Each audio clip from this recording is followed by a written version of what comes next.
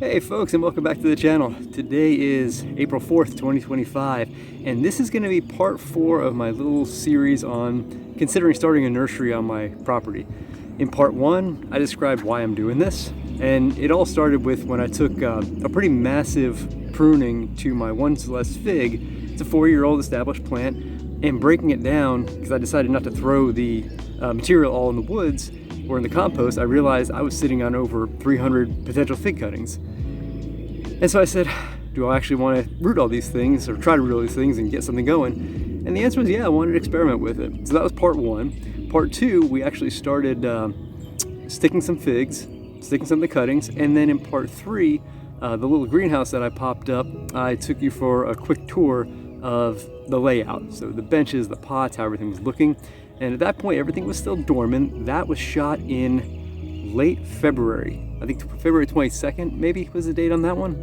And yeah, today I thought I would take you for a tour to show you what we've got going on, because it's a whole lot more than figs now, though figs are the dominant portion, because around the garden with other plants that I have, I've started doing a little bit of experimentation here and there, and it's in turn potentially going to grow my inventory. So I'm going to turn you around, show you the greenhouse, and I'll take you around. So here's the greenhouse opened up. It has been actually I've been really happy with this thing. The setup is okay. The benches fit the pots beautifully. It is cramped in there, so I've moved some of the plants out into other areas around the property. But all in all, it seems to be working out pretty well. Now, yesterday I came out here and I did a full inventory review of everything that I've got both in this area and undercover over there. And the reason they're undercover there is because I wanted them out of direct sun to keep them from drying out. But that is, that direction's west, behind me is east. So they get morning sun and they get late afternoon sun, but in the hottest part of the day, they're well covered. So I have not been too unhappy with how those, that watering process has worked to keep them from drying out. But back to this one. When I came in here yesterday, I started looking through all of the figs and realized I had quite a bit of dormancy breaking, and I wanted to get a better look of what I had, so I took everything out, and if it was breaking dormancy, it moved to this side. If it wasn't, it was on this side. Now, don't mind those up top. That's sweet potato slips for an upcoming video that I'm working on. And there in the bottom, that's those are 10 random cuttings that I took from some blackberries about a month and a half ago, and it was a trial experiment. But the bulk of this is all about figs in this building. I call it a building, in this structure. And like I said, if it had anything, this one for example, got a little tiny leaf popping out there. Super excited about that, because this is old gray wood comparatively, so you're going to see same thing and same thing. And on some of the younger stuff, we're seeing greening out as well. So on this side, I believe I have about 70, and I think on this side I've got 72, maybe 73 that haven't started yet. And I say they haven't started yet. This morning I actually noticed one that had, and I didn't move him over because I think what I'm going to do is probably a weekly pull from this area out of the greenhouse and rearrange it so that I can keep everything that has broken dormancy together. But I don't want to go through the process of trying to dig all the plants out of here every single day to rearrange. So I think once a week, it doesn't take that much time. Put on some music, rock out, and just get things moved, and make sure that when I'm pulling out, especially from the bottom section, that I water them in case they're sitting in an area that's a little harder for me to get the hose to, because this is not an easy area to water. I'm spraying the hose all over the place. I'm relying on some drip through. I am getting the hose down there and spraying the corners, but whether or not those back ones get enough water, it's kind of dicey. So I am going to be removing them just to make sure that I am getting everything irrigated nicely. But I have not been unhappy with the amount of production I've been getting out of this small space. And prior to me moving figs that were in smaller pots, 4-inch, 2-inch, and 804s, getting them under cover that I showed you a few seconds ago, those were in here and they were doing well enough too. So I had 350 plants in here at one time for a 6x6 space, and they've been producing. They've been breaking dormancy at a good rate that shows me that this, even if it's not ideal from a climate control standpoint, even from an airflow standpoint, though I do have the windows open right now, this variety, Celeste, which seems to readily break dormancy in not ideal conditions, seems like it's set up for an environment like this. So I can't be unhappy with that performance.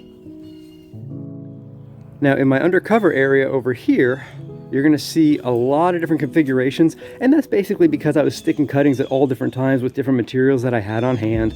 You're going to see I've organized it so that all of my 4-inch squares are over here, and you're going to see we've got dormancy breaking on this side too. I think these must have gotten stuck a little before these because my perlite came in later than these. This is just homemade compost. This is homemade compost mixed with perlite. And again, very little to no perlite on this side. These are my 804s. And again, if you look at how, I know this is not an ideal setup and no one on a commercial scale is going to be kind of working in this way, but I look at an 804 like this, 1, 2, 3, 4 cells have sprung.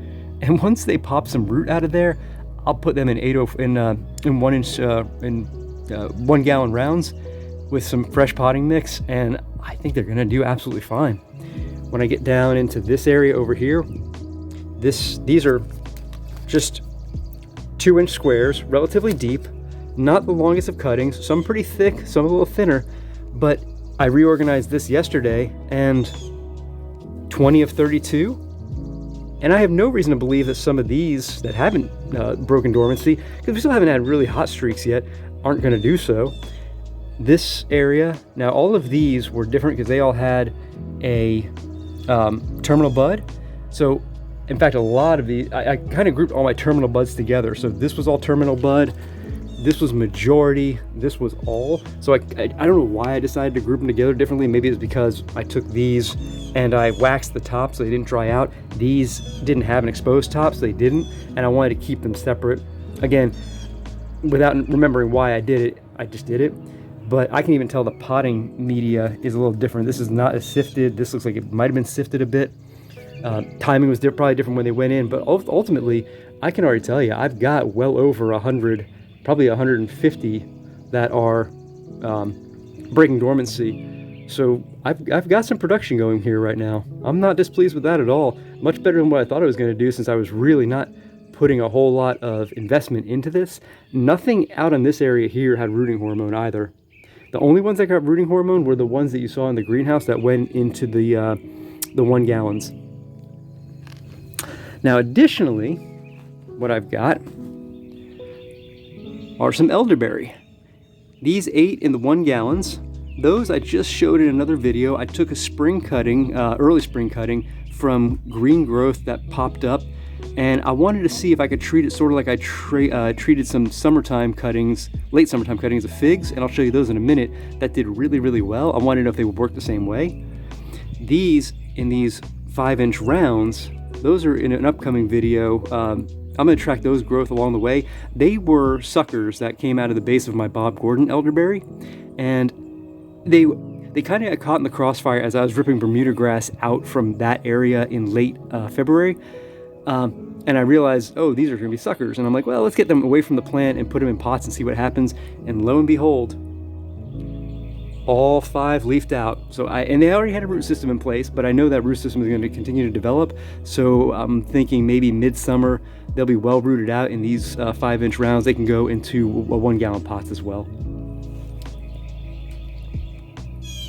These 6 are thornless blackberries. I don't know the variety because all of my blackberries are intermingled. I know what they are in the garden, but when these things pop out as suckers from the root system, I don't know from which plant they're coming. So I pull them out, I potted them up, and I'm going to see if they can actually continue to root out. I've done this before, and I've reestablished different parts of the garden with more blackberries doing the same method, so I have no concern that this isn't going to work. As for if I do decide to open a bit of a nursery, what would I sell these as? They would simply be unnamed thornless blackberries, because some of them may technically be under patent, but I don't know what varieties they are, so I can't claim them as anything. So I hope I could actually just sell them for, you know, 10 bucks a piece for a 1 gallon pot of a thornless blackberry unnamed variety, and hopefully someone will be able to take it home and give it give some good treatment. My neighbor has an apricot tree she put in the ground a couple of years ago, and she did a little bit of pruning on it, and she was soaking some of these in water, and she asked if I wanted any. They were a little bit more leafed and flowered out when I got them, but I took them home. I cut the bottom a little bit, gave them some rooting hormone, and stuck them in these 1 gallons. I'm not going to mess with them at this point. I'll keep them watered in, and maybe by the end of the season, one of the 3 will have roots, and if it does, got an apricot tree. Now, whether or not it actually decides to fruit and flower going forward without having pears, if I don't get 2 of these to go, remains to be seen. I'll have to do some research on whether or not you need multiples to get going. But being that this was sort of a last-minute addition to the game, these are not going to be anything that I would sell. This is simply for my home use. But I'm considering it part of the nursery for now. And then we've got the fun little time I spent in the late summer of last year. I took 32 cuttings from that same Celeste fig that the winter cuttings were taken from. But I wanted to see, based upon advice guidance I got from Lazy Dog out of Georgia. His channel's phenomenal. Check that one out. He does his cuttings for propagation and sale in late summer because it's still in its growth phase. And I took these inside. I stuck them in, I think they were all in 804s like that. And as they did leaf out pretty quickly inside, I moved them into bigger and bigger pots. And here they are now. I cut 32. And I'm not mistaken, I've got 24, 26, 29, and 1 in the garden. So I actually successfully rooted 30 of 32. Yeah, I'm really pleased with how that's worked out. So that's not a method I can use going forward on a large scale because I simply don't have a climate controlled area. And being that these particular ones have never lignified, so typically with a fig, it's going to grow in the spring, summer, and fall, and then the cold's going to hit. It's going to stop growing. It's going to lignify the New Year's wood, and it's going to go dormant. These never did that. They were fresh cuttings from last year's growth. They stayed alive and herbaceous through the winter, and they still are in this phase now. So on a large scale, I think if you wanted to do a couple thousand cuttings like that, you'd need a way to climate control that. And the only area that I have that's climate controlled that isn't going to go hard freeze is inside the house. And I don't have the space inside for thousands of cuttings. So I wouldn't be able to use that method on a scale, but it was a fun experiment to teach me how to do something just a little different and something that works on a smaller scale if ever I wanted to do something, less than larger, which I've kind of been working on now. And then finally, we've got my aronia, or as known as chokeberry. This is a native berry to the eastern part of the U.S. And these 4 in grow bags, they were kind of suckering off the plant, and I ripped them off, threw them in these grow bags with some homemade compost, and they are leafing out and fruiting out and flowering out beautifully. And this one, yesterday, one of my roots was actually out of the ground. It was kind of exposed away from the plant, and in the middle of that root was this little tiny shoot system popped up from there. So I clipped the root on either end, leaving enough feeder roots attached, threw them in there to just see if they would survive. This seems to be a super hardy plant, so I'd be surprised if it doesn't fully root out. I would keep probably all of these for my own orchard at this point. If and when I build that out, I don't think I would want to sell these on. But if I were to sell anything out of this, I think my best bet would be things like the figs would definitely be a sale plant because I can propagate those on a slightly larger scale. The elderberries as well, and the blackberries. I have a very large stock of immature and mature stock plants in the garden that could very easily be used to propagate more. So I'd be excited to get those into the market as well if I decide to move forward with this. So yeah, that's where we stand at this point. We've got about 400 plus plants going right now.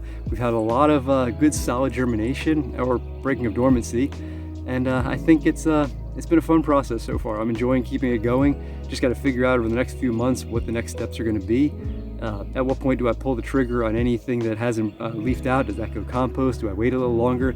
And then I got to figure out if I do want to move forward with this, the business side of things, establishing an LLC, getting the state to come out and look at my property so that I can get a nursery certificate, developing a logo and a business name, marketing myself, figuring out what direction I want to go with that. So Yeah, it's kind of an exciting time for me. It gives me something to do productive while I'm waiting for the garden to continue taking off. I'm still out there most of the time, pulling weeds, making compost, planting things, trying to keep that going really well. We're about to come into strawberry harvesting season in another 3 or 4 weeks, so that's super exciting. But this nursery project has been a great learning experience for me, and I've been really excited to take you along with me. So, if you've enjoyed this, please give me a like, subscribe, click the bell for notifications, and comment below if you have any questions or comments. If you start a small nursery on your property, how's it gone? What pitfalls should I watch out for? What markets should I be keeping my eyes open for? I'm always up for learning new things, and I'm relying on the community at large to go ahead and give me some guidance from some real world examples. So if you have those kind of examples, let me know. In the meantime, thanks for watching. Take care. I'll see you in the next one.